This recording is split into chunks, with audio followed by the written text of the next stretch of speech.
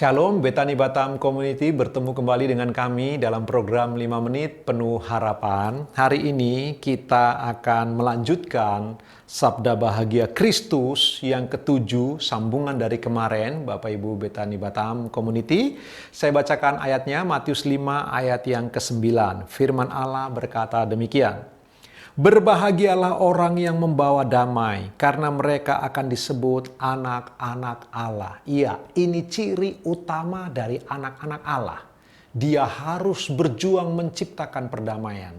Dia harus membawa damai. Bapak Ibu, saya ingin mengutip sebuah pernyataan dari Presiden Amerika Serikat Ronald Reagan.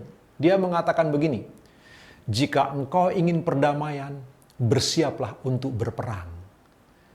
Sebuah kata yang kelihatannya sangat kontradiktif. Jika engkau ingin perdamaian, bersiaplah untuk perang. Bagaimana mungkin ada perdamaian dari sebuah peperangan? Dan bagaimana menciptakan perdamaian dari sebuah peperangan? Akan melahirkan dendam, dendam, dan dendam lagi. Tetapi jika kita mau berkata jujur, kalimat itu ada kebenarannya. Bapak Ibu Betani Batam Community. Waktu Bapak Ibu dan saya diminta untuk menciptakan perdamaian, justru kadang konflik yang hadir. Karena tidak semua orang akan puas dengan perdamaian yang kita bawa. Setiap orang punya sudut pandang masing-masing tentang kedamaian. Seringkali konflik terjadi. Waktu konflik terjadi, kita hadir di tengah-tengah untuk menciptakan sebuah perdamaian. Tapi oleh karena konflik ini dari berbagai macam latar belakang manusia, dengan sistem nilai yang berbeda-beda, maka kita tidak akan pernah bisa memuaskan semua orang.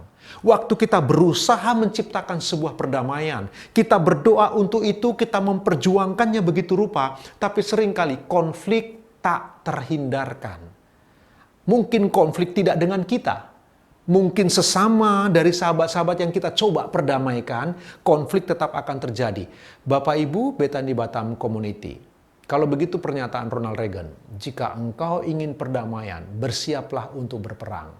Yang saya ingin Bapak Ibu kita punya antisipasi di hati kita. Ingatlah, kita harus menciptakan perdamaian supaya kita menjadi anak-anak Allah yang sejati. Maksud saya, ciri dari anak-anak Allah yang sejati adalah dia selalu menciptakan perdamaian. Dia membawa perdamaian. Karena itu, waktu kita beroleh tugas yang seperti ini, kita harus punya antisipasi di dalam hati. Milikilah ruang pengampunan yang besar di hati kita. Milikilah hati yang penuh dengan belas kasihan dan mengampuni. Karena apa? Waktu kita memperjuangkan perdamaian, selalu akan ada pergesekan di sana. Tidak semua orang kita bisa senangkan. Tidak semua orang kita bisa puaskan. Tetapi jika kita punya sebuah tempat di hati kita untuk pengampunan yang besar, untuk kasih yang besar, maka konflik seperti apapun, waktu kita berusaha untuk menciptakan perdamaian, tetapi mungkin tidak memuaskan semua orang, selama kita punya pengampunan dan kasih, kita akan tetap menjalin hubungan relasi yang baik, relasi yang benar dan yang tepat. Pelajaran kita hari ini, Bapak Ibu Betani Batam Community, ingatlah baik-baik. Mereka yang berjuang mengusahakan perdamaian. Mereka yang disebut anak-anak Allah. Iya, karena Allah kita dikenal sebagai Allah pembawa damai. Mulai hari ini, mari kita punya hati yang besar untuk terus mengampuni, punya hati yang luas untuk memiliki kasih. Ketika kita mau hadir untuk menciptakan sebuah perdamaian di sebuah komunitas, di tempat kerja kita, di keluarga kita, dimanapun kita berjuang untuk menciptakan sebuah perdamaian. Maka Bapak Ibu kita harus punya antisipasi di dalam diri kita. Sehingga Allah tetap dimuliakan. Sehingga hubungan-hubungan kita dengan sesama tetap baik.